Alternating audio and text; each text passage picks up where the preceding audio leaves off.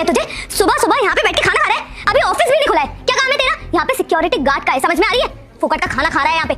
Ma'am साहब आपने मुझे थप्पड़ क्यों मारा? मुझे भूख लगी थी, मैं खाना खाने के लिए बैठ गया। यार तू पागल है क्या? तूने क्या कराई है? उनको भूख लग रही थी, उन्होंने खाना खा लिया, इसमें क्या गुनाह कर दिया? और एक बात बताओ, उनकी गलती है क्या कि ऑफिस में कोई नहीं आया टाइम से? अब ये तो जाएंगे नहीं ना उनको घर बुलाने। आपको पहचाना नहीं मैंने, क्योंकि यहाँ तो शायद आदित्य काम करता है ना? हाँ साहब, आदित्य मेरा बेटा है साहब, उसकी ना 2 दिन से तबीयत बहुत खराब, इसीलिए आज उसकी जगह पे मैं ड्यूटी करने के लिए आया हूँ साहब। गाड़ी में अपना बैग भूल गया हूँ, प्लीज़ आप ले आएंगे? ठीक है साहब। ये सामने व्हाइट कलर की गाड़ी खड़ी है मेरी, 4382। हो गया गेट का सीसीटीवी ठीक? अच्छा 1 घंटे पहले ही हो गया था? अब ठीक है, मैं चेक कर लेता हूँ। ओए बुड्ढे, चल खड़ा। साहब थैंक यू अंकल।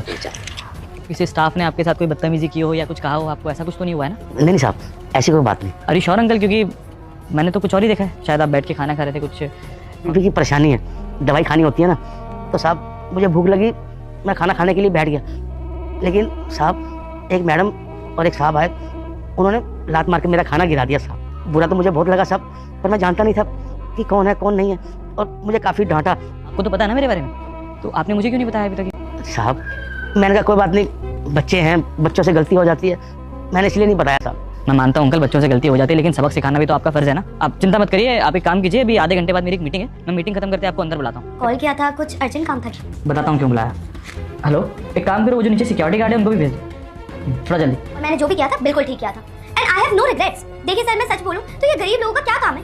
अरे इसका क्या काम है सर, आप ही बताइए ना। सिक्योरिटी गार्ड है इस कंपनी का, इसका काम है यहाँ पे सिक्योरिटी गार्ड का। पर नहीं, ये गरीब लोग ना ऐसे ही होते हैं सर, इनको फ्री का टाइम मिल जाता है तो टाइम पास करने लग जाते हैं। वो बैठ के खाने तो खा रहे थे, कुछ गलत थोड़ी कर रहे थे, और तुमने क्या किया?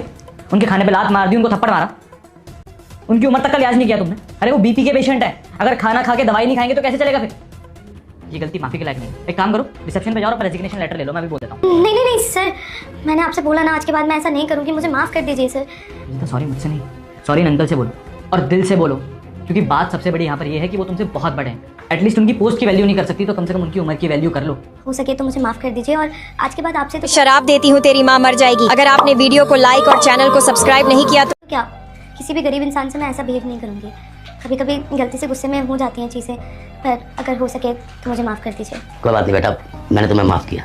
गुड, और आज के बाद ये गलती होनी जानी चाहिए, समझी? You may leave. तो कम से कम 1 हफ्ता लगेगा उसे ठीक होने में। तो अंकल जी देखिए, ये उम्र आपके काम करने की नहीं है, आप उसका ख्याल रखिए, आप यहाँ की चिंता बिल्कुल छोड़ दीजिए। आप एक काम करिए, आप घर जाइए और उसका ध्यान रखिए बस, और चिंता मत कीजिए, मैं आदित्य की कोई सैलरी नहीं काटूंगा। ठीक है साहब, आपकी बहुत मेहरबानी।